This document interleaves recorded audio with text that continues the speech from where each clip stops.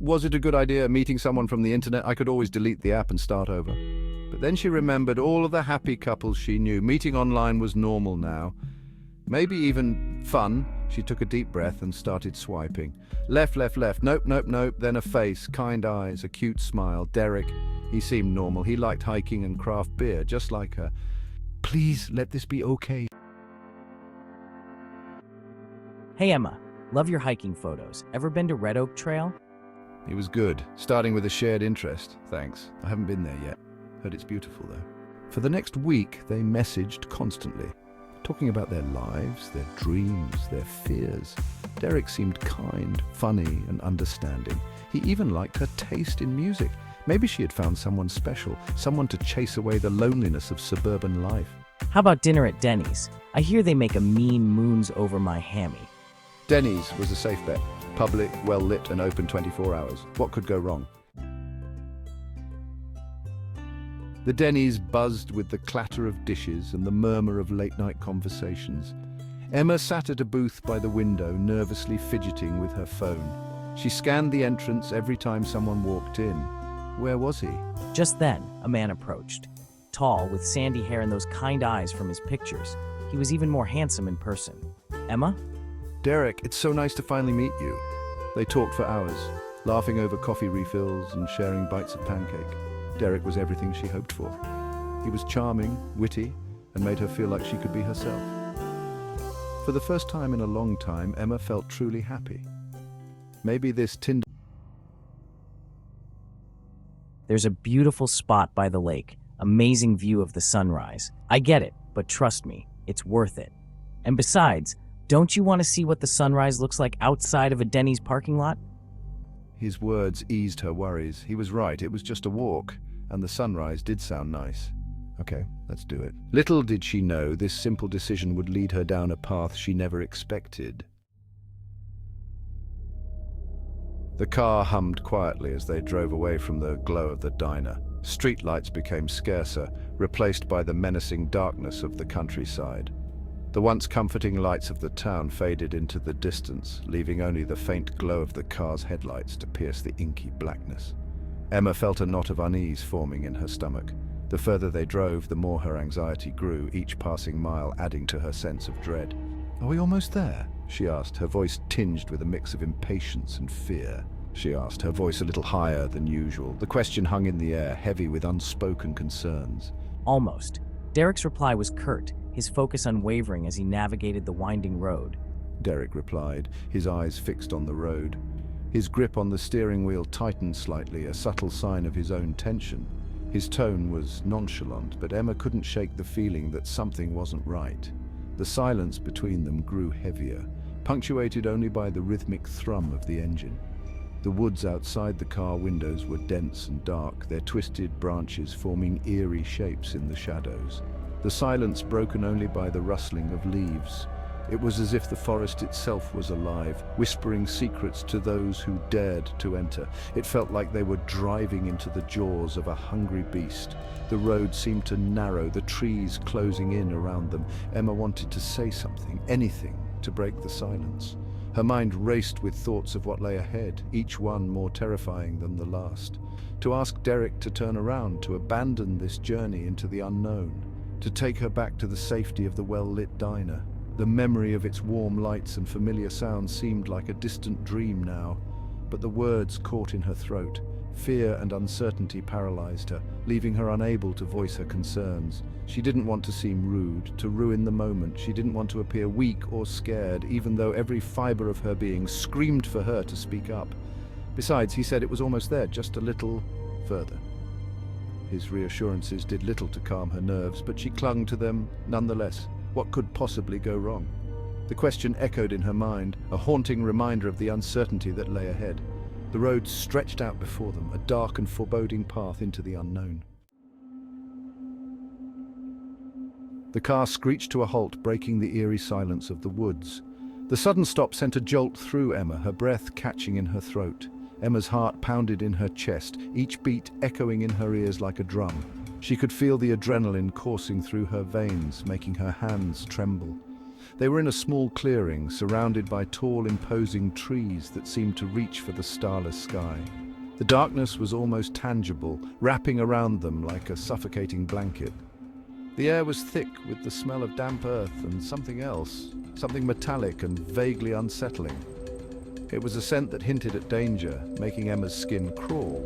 We're here. Derek announced, a triumphant grin spreading across his face. His eyes gleamed with a strange excitement that Emma couldn't quite understand. He got out of the car, his silhouette disappearing into the darkness. The sound of his footsteps quickly faded, leaving Emma alone with her racing thoughts. Emma hesitated, her hand frozen on the door handle. She could feel the weight of the night pressing down on her, making it hard to breathe. The silence was deafening, broken only by the distant hoot of an owl. It was a sound that seemed to come from another world, adding to the surreal atmosphere. It felt like the woods were watching her, waiting. Every shadow seemed to hide a pair of eyes, every rustle a whisper of something unseen. Taking a deep breath, Emma forced herself out of the car. The ground was cold and unyielding beneath her feet, grounding her in the reality of the moment. The night air was surprisingly cold, sending a shiver down her spine. She wrapped her arms around herself, trying to ward off the chill that seemed to seep into her bones. "Derek, where are you?" she called out, her voice trembling. The darkness swallowed her words, making her feel even more isolated. The only answer was the rustling of leaves. It was a sound that seemed to come from all around her, making it impossible to pinpoint its source. She was alone, or was she? The question lingered in her mind, feeding her growing sense of unease. Every instinct told her to run, but she couldn't leave Derek behind. She had to find him. A twig snapped behind her. Emma whirled around, her heart raced. "Derek, is that you?" She called out, her voice a shaky whisper. The forest held its breath, the silence amplifying her fear. Then she saw it. A figure emerging from the trees, tall and imposing, shrouded in shadow. "Who's there?" Emma cried out, her voice tight with terror. The figure took a step closer, and a cold dread washed over her. This wasn't Derek. This was something else, something sinister, something that didn't belong in the realm of her carefully curated dating app. The figure stepped into the faint moonlight, and Emma gasped. She could barely make out the silhouette, but the aura of menace was unmistakable. "Oh my God, what is that?" It was a man, but his face was a grotesque mask of animalistic rage. The features were twisted, almost unrecognizable, as if he had been transformed by some dark force. His eyes glowed with an unnatural intensity, and his teeth were bared in a feral snarl. The sight sent shivers down Emma's spine, freezing her in place. He lunged at her, a guttural growl ripping from his throat. The sound was primal, echoing through the silent night. Emma screamed and stumbled backward, tripping over a fallen log. Her mind raced, trying to comprehend the nightmare unfolding before her. She scrambled to her feet, her heart pounding against her ribs like a frantic bird. Every instinct screamed at her to run, but her legs felt like lead. The man advanced, his movements predatory, his eyes never leaving her.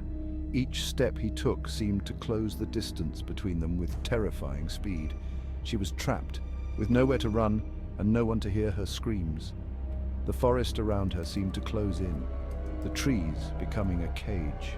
"Derek, help me, please, someone help!" But Derek was nowhere to be seen. Had he planned this? The thought struck her like a blow, adding a new layer of terror to her predicament. Lured her out here to be attacked by this monster? The realization was almost too much to bear. She had trusted him, and now she was paying the... As the man closed in, his rancid breath hot on her face, a glint of metal caught Emma's eye.